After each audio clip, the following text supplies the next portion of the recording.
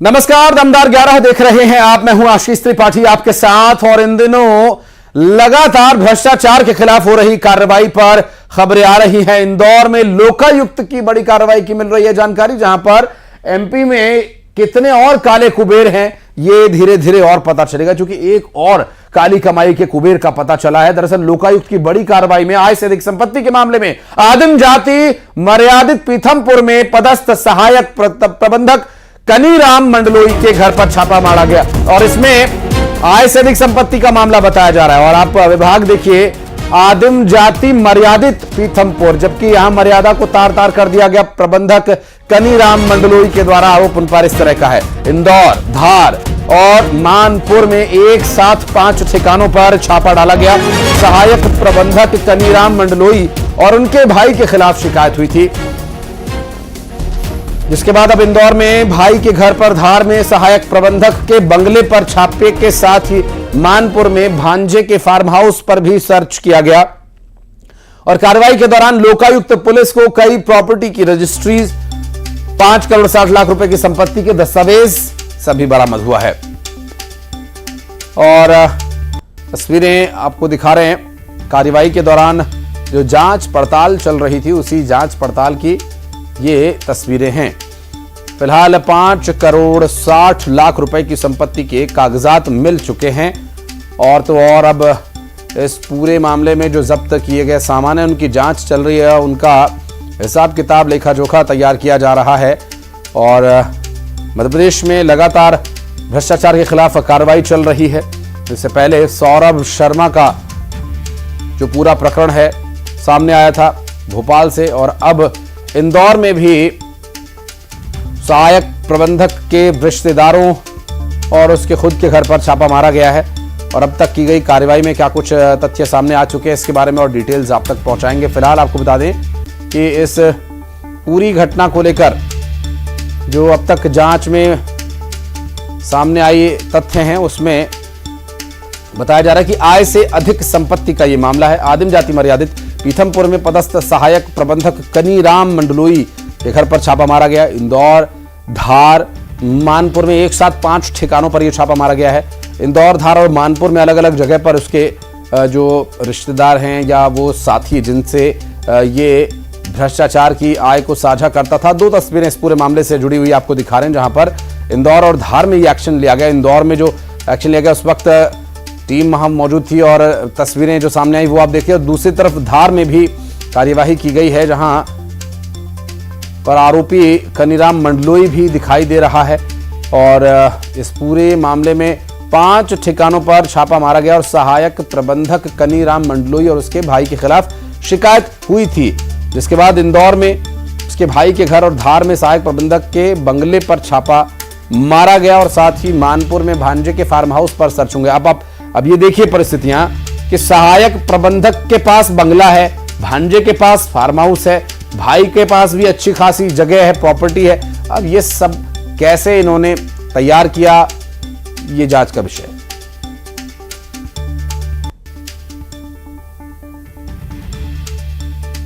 लोई है, ये सहायक प्रबंधक है, आदिम जाति मर्यादित सहकारी शाख संस्था, छोटी जामुनिया, तहसील पीथमपुर, जिला इंदौर। इनके और इनके भाइयों के विरुद्ध आय से अधिक संपत्ति अर्जित करने के संबंध में शिकायत प्राप्त हुई थी, जिस पर से लोकायुक्त इंदौर पुलिस अधीक्षक श्री राजेश सहाय जी द्वारा इसका सत्यापन करवाया गया। सत्यापन करने पर इनके द्वारा आय से अधिक संपत्ति अर्जित करना पाया गया इनको और इनके भाइयों के विरुद्ध। तो इसी पर 5 टीमें बनाई गई। उन टीमों का नेतृत्व करते हुए डीएसपी अनिरुद्ध वादिया, इंस्पेक्टर विक्रम सिंह, इनके द्वारा इनके भाई ग्राम जामनिया में कनीराम के निवास पर जो है टीम के द्वारा सर्चिंग की जा रही है। और यहाँ इंस्पेक्टर राजेश ओरिया की टीम द्वारा अलंकार पैलेस इंदौर में इसके भाई हेम सिंह के घर पर तलाशी की कार्रवाई की जा रही है। डीएसपी दिनेशन पटेल, प्रतिभा तोमर इंस्पेक्टर द्वारा छोटी जामुनिया जिला धार के फार्म हाउस पर, डीएसपी प्रवीण बघेल द्वारा श्री कृष्ण कॉलोनी जिला धार पर, और भांजे करण के निवास स्थान अमूल अजमेरा सदर बाजार मानपुर पर इंस्पेक्टर राहुल गजबिया द्वारा तलाशी की कार्रवाई की जा रही है। तो ये पूरी डिटेल दे रहे थे, आप देख रहे थे अधिकारी। और अब चलेंगे हमारे दो सहयोगी मिथिलेश और नवीन, दोनों इस वक्त हमारे साथ जुड़े हुए हैं। नवीन धार से तो मिथिलेश इंदौर से इस पर अपडेट देंगे, लेकिन अभी धार चलते हैं जहां पर मुख्य आरोपी मौजूद है। नवीन, टीम के कितने सदस्य वहां पर हैं, कितनी देर से कार्रवाई चल रही है, और जो मंडलोई मुख्य आरोपी है अभी उस पूरे मामले पर कोई सफाई उसकी तरफ से सामने आई है या क्या एक्शन उस पर अभी लिया जा रहा है? जी हाँ, बिल्कुल बताना चाहूँगा कि अल सुबह से लोकायुक्त टीम इंदौर की ये पूरी कार्रवाई धार में चल रही है और धार के साथ ही कुल 5 स्थानों पर ये कार्रवाई चल रही है। इंदौर में ये कार्रवाई जारी है, साथ ही इंदौर के मानपुर में भी ये कार्रवाई जारी है, वहीं छोटा जामनिया के साथ ही एक अन्य जगह भी ये कार्रवाई जारी है। तो कुल 5 ठिकानों पर जो है ये कार्रवाई जारी है और अल सुबह से जो है लोकायुक्त की टीम इस कार्रवाई को करने में लगी हुई है। तो कार्रवाई में कुल 10 से 12 सदस्य अभी यहाँ पर है और हम जो इस समय उनके प्रबंधक के घर पे ही मौजूद है और यहाँ पर आप मेरे पीछे देख सकते हैं कि किस प्रकार से ये कार्रवाई जारी है और बाहर जो है पुलिस सिक्योरिटी भी है और अंदर जो है अभी इसको पूरा पैक किया हुआ है, अंदर किसी को जाने नहीं दे रहे हैं। लेकिन ऐसा बताया जा रहा है कि कुल इनकी आय जो थी वो 3 करोड़ रुपए के आसपास में थी और इन्होंने जो है 5 करोड़ से अधिक का जो है वो खर्च किया है। तो प्रारंभिक तौर पर ये सारी चीजें सामने आई है। अभी फिलहाल जो है कार्रवाई जारी है और ये कार्रवाई पूरी होगी उसके बाद ही पता लग पाएगा कि कुल मतलब कितने की संपत्ति इन्होंने अर्जित की थी। जी ठीक है, आप रहिएगा हमारे साथ और मिथिलेश के पास चलेंगे। इंदौर में मिथिलेश कार्रवाई की गई है उसके भाई के घर पे। कनीराम मंडलोई तो धार में मौजूद है, भाई के घर पर कौन कौन था और अब तक क्या कुछ बरामदगी हो चुकी है? आशीष, इस वक्त इंदौर के अलंकार पैलेस में जो उनके भाई हैं हेम सिंह वो रहते हैं। उनके घर पर इस वक्त डीएसपी आरडी मिश्रा अपनी टीम के साथ मौजूद हैं। शुरुआती जांच में जैसे ही घर पहुंचे, घर पहुंचने के बाद में सब अलमारियां खंगाली गई तो कई सारे जमीन से जुड़े हुए दस्तावेज मिले हैं, कई सारी प्रॉपर्टी की रजिस्ट्री मिली है। देखिए, शुरुआत का वक्त है, सुबह करीब 6 बजे से ये कार्रवाई चल रही है। 5 स्थानों पर एक साथ छापेमार कार्रवाई की गई थी। अब तक की संपत्ति का जो डिटेल सामने आया कि लगभग 5 करोड़ 60 लाख रुपए की संपत्ति की जानकारी सामने आ चुकी है। अब जांच में ये भी बात सामने आई कि अगर इनकी संयुक्त रूप से कमाई देखी जाए, इनके और इनके भाई के परिवार की अगर कमाई देखी जाए, जो सरकारी नौकरी पदस्थ उनकी आय कितनी है वो लगभग 3 करोड़ 20 लाख रुपए के आसपास का है। लेकिन उसके ऊपर का जो पैसा है वो पूरी तरीके से अवैध है, यानी काली कमाई का एक के बाद एक जो है वो दस्तावेज सामने आता जा रहा है, बड़े रिकॉर्ड सामने आ रहे हैं। अभी शुरुआती जांच है और शुरुआती जांच में ही लगभग 5 करोड़ 60 लाख रुपए तक की संपत्ति का जानकारी सामने मिल चुका है।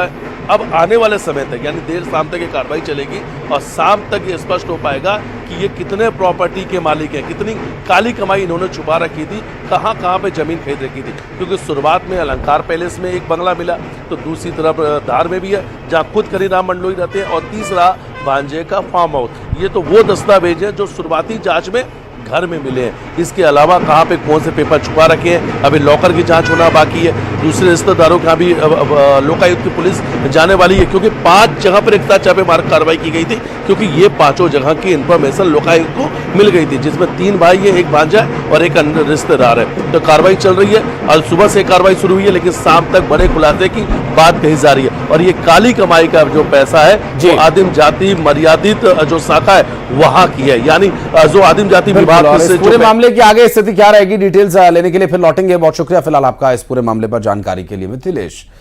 भोपाल में परिवहन विभाग के कांस्टेबल सौरभ शर्मा को लेकर आयकर और ईओडब्ल्यू की टीम ने छापेमारी जारी रखी हुई है। सूत्रों के मुताबिक जांच टीम को करोड़ों के लेन देन के दस्तावेज और डायरी मिल गई है।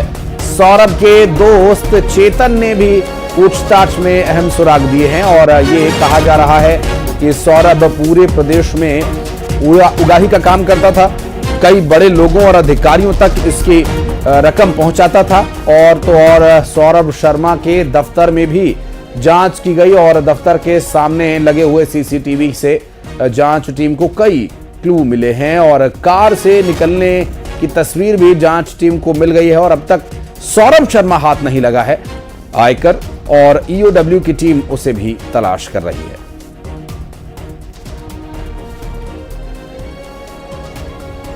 और शिवपुरी में ट्रैफिक पुलिस के चालान काटने पर एक शख्स भड़क गया और विवाद करने लगा और इतनी बात बढ़ गई कि बात लात घूसों तक आ गई। मारपीट का वीडियो सोशल मीडिया पर वायरल हो रहा है। ट्रैफिक एआई अरुण जादौन से विवाद करने पर आरोपी परमाल रावत पर अब केस दर्ज किया गया है।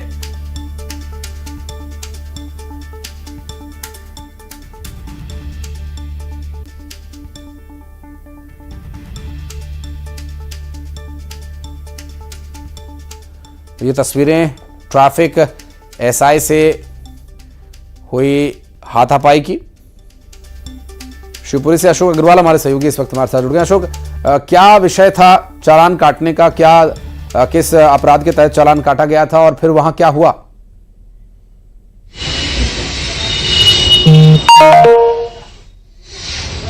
अशोक, आवाज आ रही है आपको?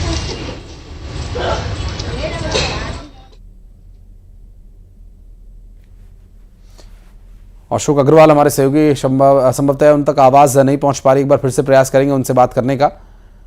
और पुलिस के चालान काटने पर जिसका चालान काटा गया उसे ये बात काफी नागवार गुजरी।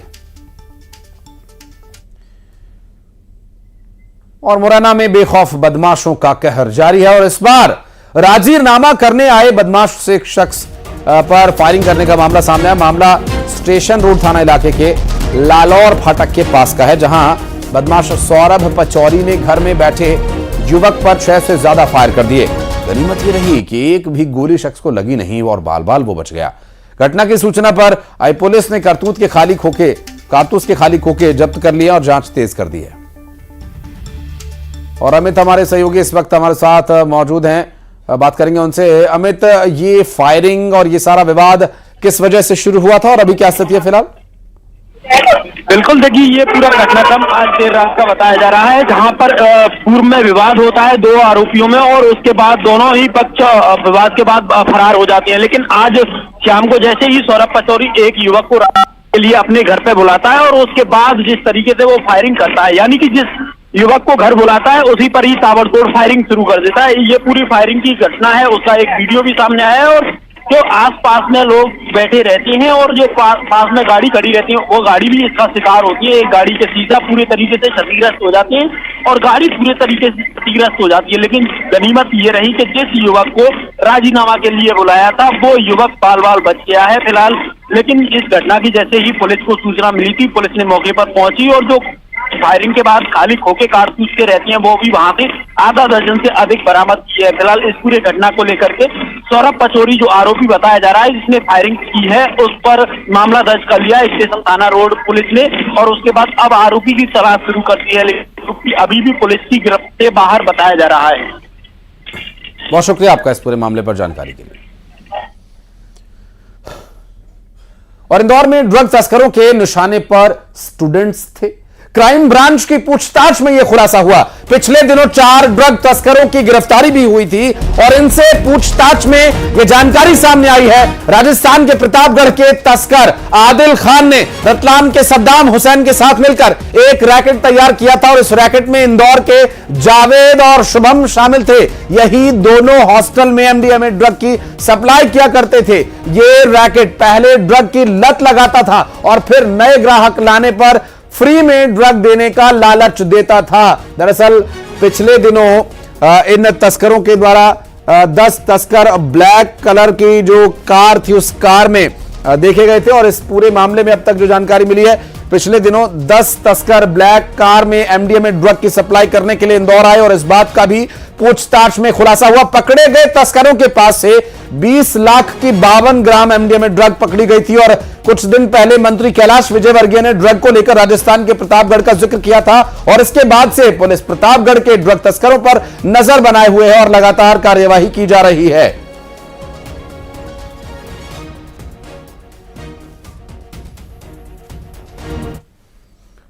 और इस कड़ाके की ठंड में जब आप रजाई में घुस जाते हैं तब चोर निकलते हैं और चोरी की वारदातों को अंजाम देते हैं।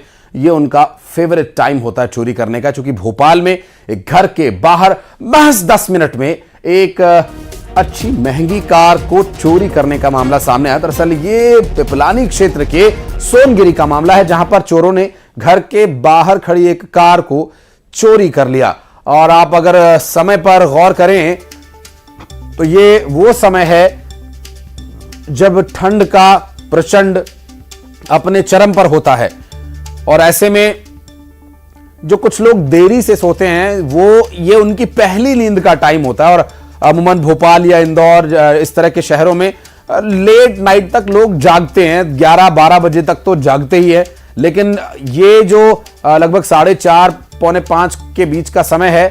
इस वक्त गहरी नींद में लोगों को सोने की आदत होती है और सर्दियों में तो अमूमन लोग बहुत ही गहरी नींद में इस वक्त होते हैं, जिनको हल्की फुल्की आहट का भी अंदाजा नहीं होता। और कार चोरी का ये सीसीटीवी वीडियो जिसमें समय साफ साफ दिखाई दे रहा है और 3 से 4 बदमाश कार में सवार होकर पहुंचते हैं और चोरी की वारदात को अंजाम देते हैं। ये सीसीटीवी वीडियो में भी आरोपी नजर आए हैं। बहरहाल अभी तक इसकी बरामदगी या इस पर क्या कुछ कार्रवाई की जाएगी, इसके बारे में कोई जानकारी नहीं मिल पाई है।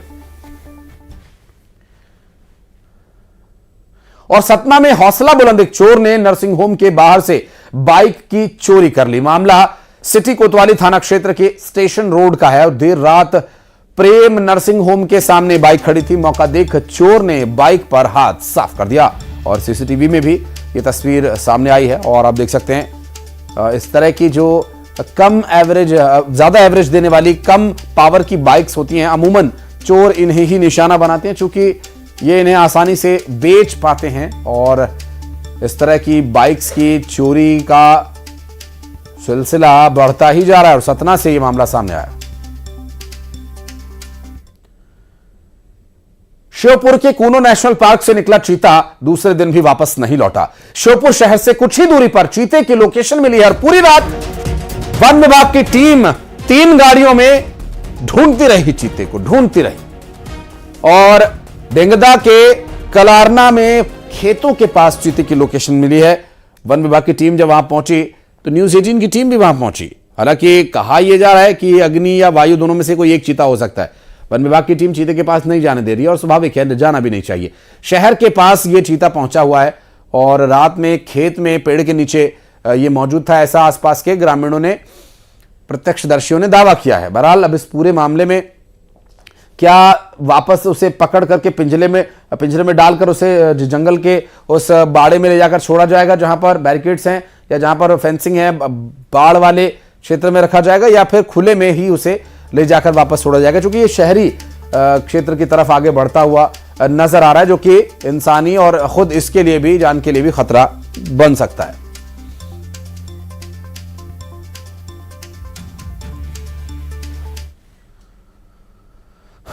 और नेशनल हाईवे पर हादसा हुआ खंडवा में, जहां मिनी ट्रक और एक कार की टक्कर हो गई। कार सवार की मौके पर ही मौत हो गई। दरअसल डुल्हार फाटे के पास यह हादसा हुआ। मामले की तफ्तीश में फिलहाल पुलिस जुटी हुई है। हादसे के बाद की कुछ तस्वीरें भी सामने आई हैं। तस्वीरें आप देखिए, गाड़ी की हालत यहां पर काफी खस्ता हो चुकी है और गाड़ी दुर्घटना के बाद पलट गई है कार सवार की।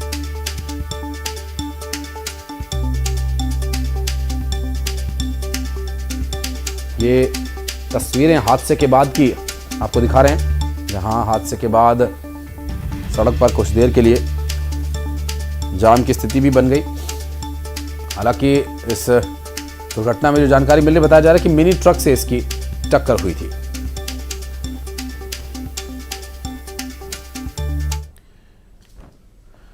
और बीजापुर में नक्सलियों की कायराना करतूत एक बार फिर सामने आई। दरअसल नक्सलियों ने 2 आदिवासियों की हत्या कर दी।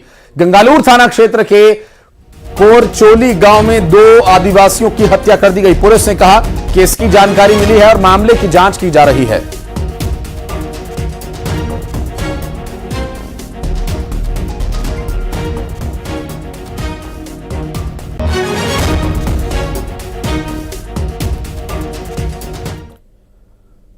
और पेंड्रा से खबर, जहां विशेष पिछड़ी जनजाति की बच्ची मदद की गुहार लगा रही है।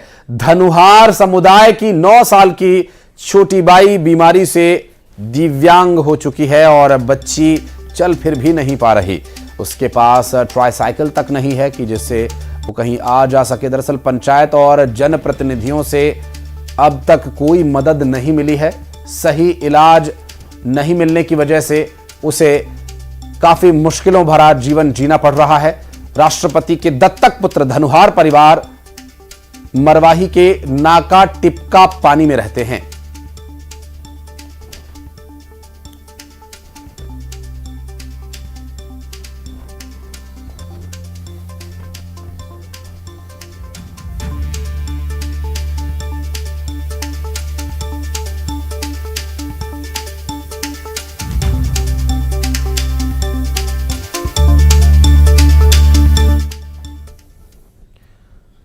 और बिलासपुर में स्मार्ट मीटर का विरोध शुरू हो गया। दरअसल नागरिक सुरक्षा मंच CSPDCL के खिलाफ मोर्चा खोलने की तैयारी में है। मंच ने आरोप लगाया कि स्मार्ट मीटर की वजह से उपभोक्ता परेशान हो रहे हैं, बिजली बिल अधिक आ रहा है और समाधान के लिए विभाग केवल भरोसा दे रहा है। डबरीपारा के वार्ड नंबर 55 में 26 घरों में 3 से 4 गुना बिजली बिल थमाया गया। वहीं मीटर लगाने वालों पर मनमानी करने का भी आरोप है। कहा यह भी जा रहा है कि मीटर लगाने के लिए कई बार काम अधूरा छोड़ दिया जा रहा है और उपभोक्ता को बिना बिजली के रहना पड़ रहा है। स्मार्ट मीटर को लेकर अब तक 213 शिकायतें दर्ज की गई। शहरी इलाके में 168 जबकि 45 ग्रामीण इलाके भी शामिल हैं।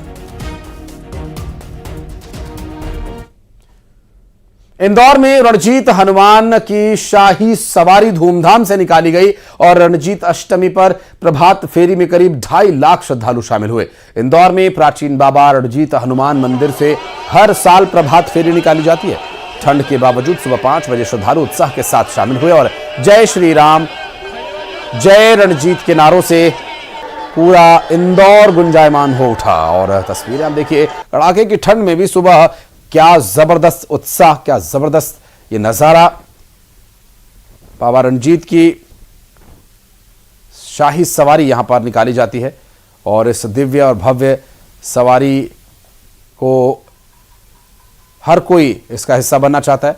बाबा रणजीत हनुमान मंदिर से ये यात्रा शुरू हुई और यहां रुकने एक छोटे से ब्रेक के लिए खबरों का सिलसिला आगे भी जारी है।